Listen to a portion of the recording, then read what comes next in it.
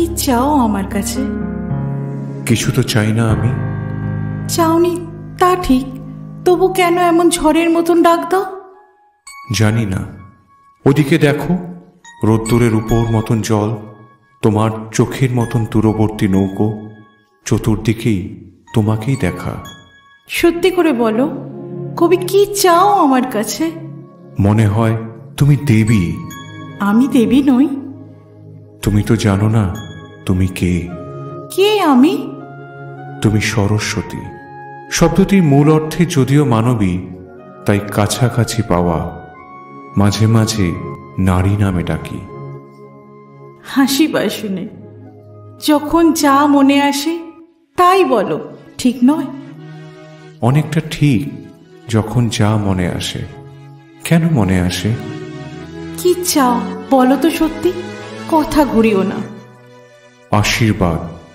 আশীর্বাদ? আমার না সত্যি যিনি দেবী? তুমি তো সেই দেবী। টেবিলের ওই পাশে, ফিকে লাল শাড়ি, আঙুলে ছোঁয়ানো থুতনি। উঠে এসো, আশীর্বাদ দাও। মাথার উপরে রাখো হাত।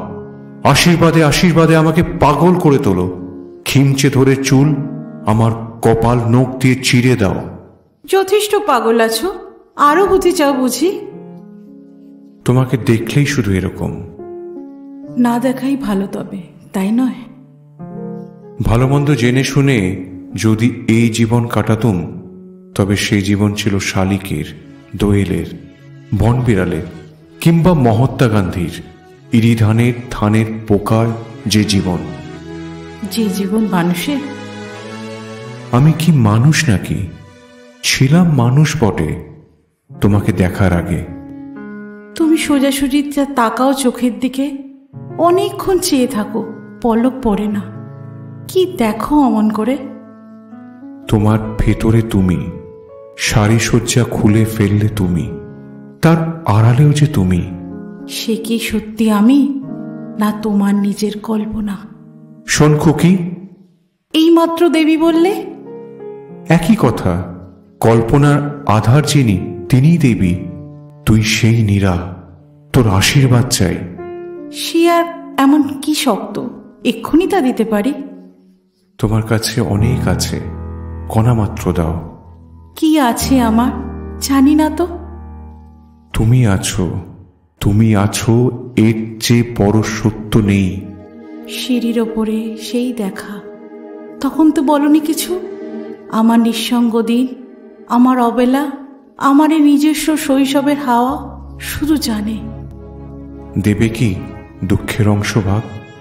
আমি ধনী হব। আমার তো দুঃখ নেই। দুঃখের চেয়েও কোনো সুমহান আবিষ্টতা আমাকে রয়েছে ঘিরে, তার কোনো ভাগ হয় না। আমার কি আছে, কি দেব তোমাকে? তুমি আছো, তুমি আছো, এর চেয়ে বড় সত্য নেই। তুমি দেবী। ইচ্ছে হয় হাঁটু গেড়ে বসি, মাথায় তোমার করতল, আশীর্বাদ। তবু সেখানেই শেষ নেই। কবি নয়, মুহূর্তে পুরুষ হয়ে উঠি। অস্থির দুহাত 10 আঙ্গুলে আঁকড়ে ধরতে চায় সিংহিনীর মতন। ওই যে তোমার কোমর, অবোধ শিশুর মতন মুখ খসে তোমার শরীরে, যেন কোনো গুপ্ত সংবাদের জন্য ছটপটানি। পুরুষ দূরত্বে যাও, কবি কাছে এসো। তোমায় কি দিতে পারি আমি? কিছু নয়। অভিমান? নাম দাও অভিমান।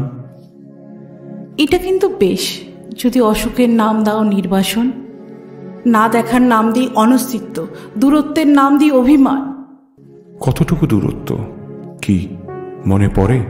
কি করে ভাবলে যে ভুলবো? তুমি এই যে বসে আছো, আঙুলে ছোঁয়ানো থুতনি, কপালে পড়েছে চূর্ণ চুল, পাড়ের নকশায় ঢাকা পা, ওষ্ঠাগ্রে আসন্ন হাসি। এই দৃশ্যে অমরত্ব। তুমি তো জানো না নীরা, আমার মৃত্যুর পরও এই ছবি থেকে যাবে। সময় কি থেমে থাকবে? কি চাও আমার কাছে? মৃত্যু। ছি, বলতে নেই। তবে স্নেহ, আমি বড় স্নেহের কাঙাল। পাওনি কি? বুঝতে পারি না ঠিক, বয়স্ক পুরুষ যদি স্নেহ চায়, শরীরও সে চায়। তার গালে গাল চেপে দিতে পারো মধুর উত্তাপ? ফির পাগলামি। দেখা দাও। আমিও তো দেখতে চাই। না। কেন? বলো না, কখনো বলো না আর ওই কথা।